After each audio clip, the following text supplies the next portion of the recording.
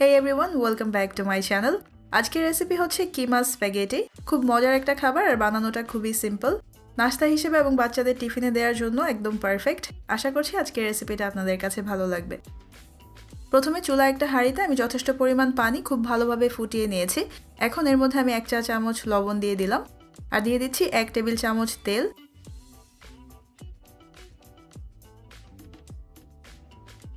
এরপর এর মধ্যে আমি স্প্যাগেটি দিয়ে দিচ্ছি আর আজকে আমি এখানে 300 গ্রাম স্প্যাগেটি নিয়েছি। এখন এগুলোকে আমি প্রায় 13 থেকে 14 মিনিটের জন্য সিদ্ধ করে নিব। আর এর থেকে কম সময় সিদ্ধ করলে কিন্তু এই স্প্যাগেটি ভালোভাবে সিদ্ধ হবে না। সিদ্ধ হয়ে যাওয়ার পর এগুলোকে আমি এখন একটা ঝাঁঝরিতে ঢেলে নিয়েছি। এরপর কলের ঠান্ডা পানি দিয়ে এগুলোকে একবার ধুয়ে নিয়ে তারপর আমি পানি ঝরতে রেখে দিব। এখন মিডিয়াম হাই হিটে আমি চুলায় একটা বড় সাইজের হাঁড়ি বসিয়ে নিয়েছি। এর মধ্যে 3 টেবিল চামচ তেল নিয়ে নিলাম। তেলটা একটু গরম হয়ে যাওয়ার পর এর মধ্যে এখন আমি পেঁয়াজ কুচি নিয়ে নিয়েছি প্রায় 1 কাপের মতো। পেঁয়াজটাকে নেড়ে এখন একটু নরম করে নিব।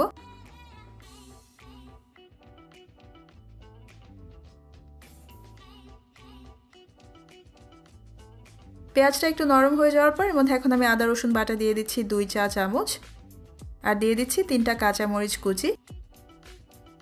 এখন আদা রসুন আর কাঁচামরিচটাকে আমি আরো 2-1 মিনিট একটু ভালোভাবে ভেজে নিব।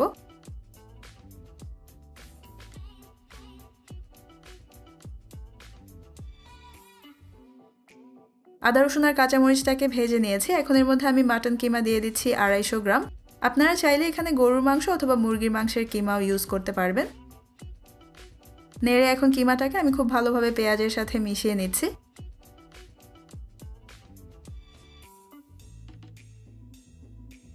আর নাড়ানি দিয়ে কিমাটাকে এভাবে একটু ভেঙে ভেঙে দিতে হবে, তা না হলে কিন্তু একসাথে জমাট বেঁধে যাবে। এখন আমি এখানে দিয়ে দিচ্ছি 1.5 চা চামচ লবণ। লবণটা আপনারা আপনাদের স্বাদ মতো বুঝে দিবেন। 1/2 চা চামচ দিয়ে দিচ্ছি গোলমরিচের গুঁড়া।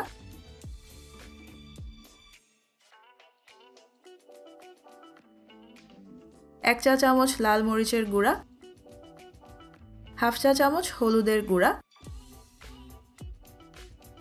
1 চা চামচ ধনে গুঁড়া, 1 চা চামচ জিরার গুঁড়া আর 1/2 চা চামচ দিয়ে দিলাম গরম মশলার গুঁড়া। এখন সবগুলো মশলার সাথে কিমাটাকে ভালোভাবে নেড়ে আমি মিশিয়ে নিচ্ছি। এখন এটাকে আমি প্রায় 4-5 মিনিটের জন্য একটু ভেজে নিব। প্রায় 5 মিনিট কিমাটাকে ভেজে নেওয়ার পর এখন এর মধ্যে আমি অ্যাড করছি ব্লেন্ড করা টমেটো। এখানে 4টা মিডিয়াম সাইজের টমেটোকে আমি হালকা ব্লেন্ড করে নিয়েছি। এটাকে আমি একদম স্মুথ করে নেইনি। ব্লেন্ডারে এখন আরো 1/2 কাপ পানি নিয়ে ব্লেন্ডারে লেগে থাকা টমেটোটাকেও এখন আমি এখানে নিয়ে নিয়েছি।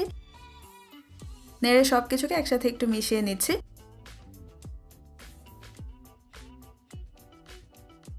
মিডিয়াম আঁচে রেখে এখন এটাকে আরো প্রায় 7-8 মিনিটের জন্য আমি জাল করে নিব, টমেটো কিছুটা ঘন হয়ে যাওয়া পর্যন্ত।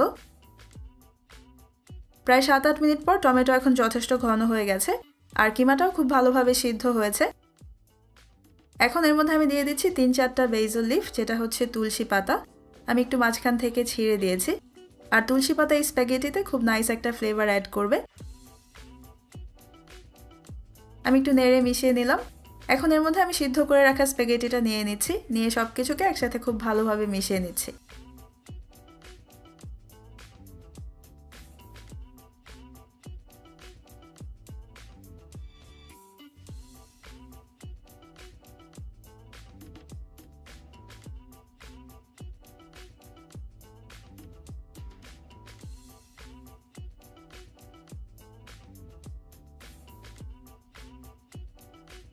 মিশিয়ে নেওয়া হয়ে গেছে। আমি চুলাটা বন্ধ করে দিয়েছি আর আমার কিমা স্প্যাগেটি এখন রেডি হয়ে গেছে।